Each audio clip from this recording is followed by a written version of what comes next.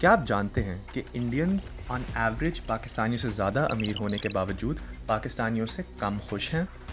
In the world happiness report 2024 147 मुल्कों में से पाकिस्तान 109 और इंडिया 118 रैंक करता है। So the World Happiness Report essentially wishes to measure how happy the world is. It basically asks thousands and thousands of individuals around the world, to be precise, 1,000 people in every country, and ask them how happy they are today.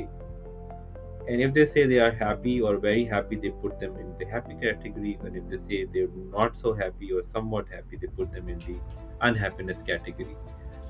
But in order to identify what uh, the happiness or unhappiness might be driven by, they measure six other characteristics that qualitative research has shown to be linked with happiness. सिर्फ 2024 ही नहीं, बल्कि पाकिस्तान तकरीबन पिछले 10 सालों से इस report में India से बेहतर परफॉर्म कर रहा है। ये रैंकिंग और भी सरप्राइजिंग लगती है कि इंडिया तकरीबन हर डेवलपमेंट मेट्रिक में पाकिस्तान से बेहतर परफॉर्म करता है। I think that it is a fair point that economically we are measured by this indicator poorer than India. As the latest data suggests, India's per capita is around 9,700 and Pakistan is around 5,400, so almost, I mean, close to 50% lower now. तो सवाल ये पैदा होता है कि ज़्यादा अमीर और हर डेवलपमेंट रिलेटेड मेट्रिक में पाकिस्तान से बेहतर परफॉर्म करने के बावजूद इंडिया वर्ल्ड हैप्पीनेस रिपोर्ट में पाकिस्तान से नीचे क्यों रैंक करता है, और इस रैंकिंग से हम डेवलपमेंट मैकेनिज्म्स के बारे में क्या जान सकते हैं।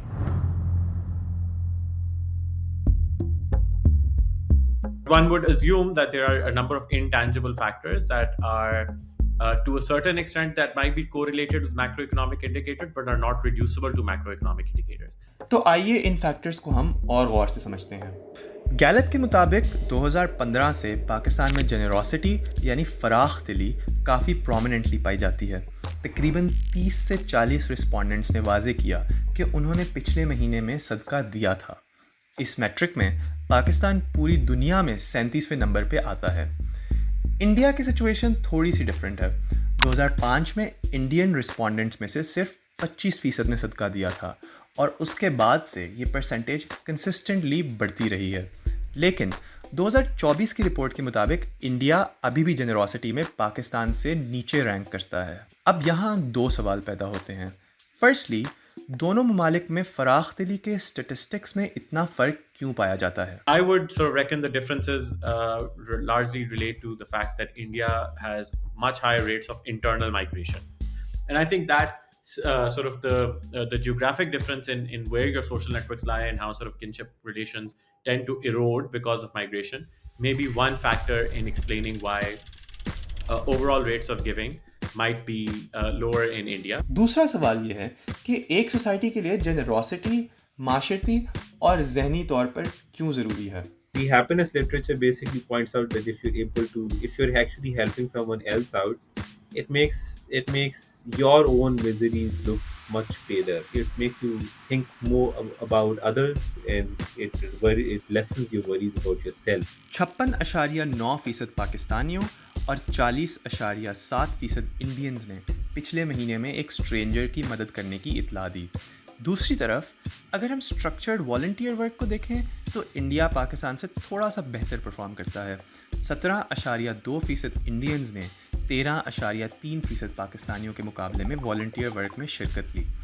तो स्ट्रेंजर्स की ऑर्गेनिकली मदद करना और स्ट्रक्चर्ड वॉलंटियर वर्क की स्टेटिस्टिक्स में इतना फ़र्क क्यों है? एक स्टेटिस्टिक में पाकिस्तान और दूसरी में इंडिया क्यों आगे है? Course, India also has poverty more than Pakistan. Its giving is much more structured, it's much more institutionalized, and this nature of individuals is a little different, perhaps, when it comes to giving as well as to giving to strangers specifically. लोगों का इदारों पे भरोसा भी कमजोर है and there is good reason for that. बहुत सारे डेवलपमेंट के इदारे, बैंक्स, कॉर्पोरेट इदारों में लोगों को नुक्स और झोल और कमजोरी नजर आई है। हाँ, अगर हम मजबूत इदारे बना सकें तो फिर आहिस्ता आहिस्ता लोग उनके साथ जुड़ते भी हैं। अब फैमिली साइज भी हैप्पीनेस को बहुत इम्पैक्ट कर सकता है।